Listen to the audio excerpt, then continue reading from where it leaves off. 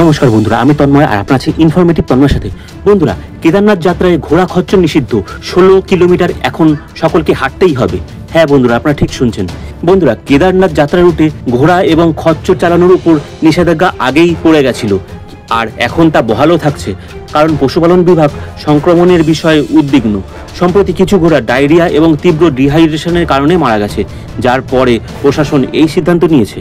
Kedarnath trekking রুটে রোগের কারণে মৃত্যুর পর ঘোড়া এবং খচ্চর চালানোর উপর আরোপিত নিষেধাজ্ঞা আপাতত বহাল থাকছে।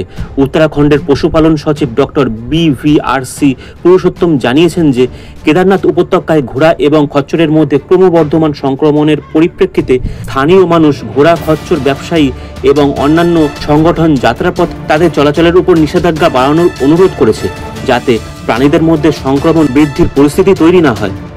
তিনি বলেন যে ট্রেকিং রুটে ঘোড়া ও খচ্চর পুনরায় চালু করার জন্য জেলা প্রশাসন স্থানীয় পর্যায়ে সিদ্ধান্ত নেবে। শ্রী পুরুষোত্তম জানান যে গত রবিবার ও সোমবার যাত্রার সময় 13টি ঘোড়া ও খচ্চরের মৃত্যুর তথ্য পাওয়া গেছে। তিনি বলেন যে এর মধ্যে 8টি ঘোড়া ডায়রিয়ার কারণে এবং 5টি তীব্র ডিহাইড্রেশনের কারণে মারা গেছে।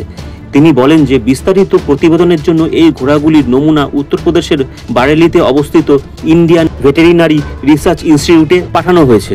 22 জনেরও বেশি ডাক্তারের একটি দল মোতায়েন করা হয়েছে। পুরুষোত্তম আরও বলেন যে বিষয়টির গুরুত্ব বিবেচনা করে ভ্রমণ রুটে 22 জনেরও বেশি ডাক্তারের একটি দল মোতায়েন করা হয়েছে। অসুস্থ ঘোড়া এবং খচ্চরদের ভ্রমণ রুটে ভ্রমণের অনুমতি দেওয়া হবে না। অন্যদিকে সুস্থ ঘোড়াদের ভ্রমণ রুটে চলাচলের অনুমতি দেওয়া হবে কেবল তখনই যখন তাদের নমুনা পরীক্ষার রিপোর্ট নেতিবাচক আসবে। পুরুষোত্তম বলেন যে 1 মাস আগে রুদ্রপ্রয়াগ জেলার 2টি গ্রাম থেকে ঘোড়া এবং খচ্চরের নমুনা নেওয়া হয়েছিল, যাদের মধ্যে কিছু ঘোড়ার মধ্যে অশ্বারোহী ইনফ্লুয়েঞ্জার লক্ষণ পাওয়া গেছে। তিনি আরও বলেন যে এরপর গত 30শে এপ্রিল পর্যন্ত 26 দিনে রেকর্ড 16,000 ঘোড়ার পরীক্ষা করা হয়েছে। এর মধ্যে 152টি ঘোড়া এবং খচ্চরের নমুনা পজিটিভ পাওয়া গেছে, তবে তাদের RT-PCR পরীক্ষায় নেতিবাচক পাওয়া গেছে।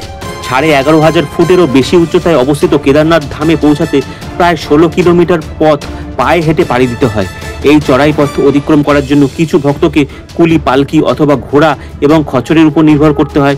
উল্লেখ্য যে 4 ধাম যাত্রা শুরু হয়েছে গত 30শে এপ্রিল থেকে। তাহলে বন্ধুরা, আজকে জানতেই পারলেন যে বর্তমানে ঘোড়া ও খচ্চর কেদারনাথ ধাম যাত্রার ক্ষেত্রে নিষিদ্ধ আছে, আর যতক্ষণ না তাদের নমুনার ফলাফল ইতিবাচক আসবে ততদিন পর্যন্ত তাদেরকে এই রুটে ব্যবহার করা হবে না, আর সকল ভক্তদের পায়ে হেঁটেই কেদারনাথ ধাম পর্যন্ত যেতে হবে।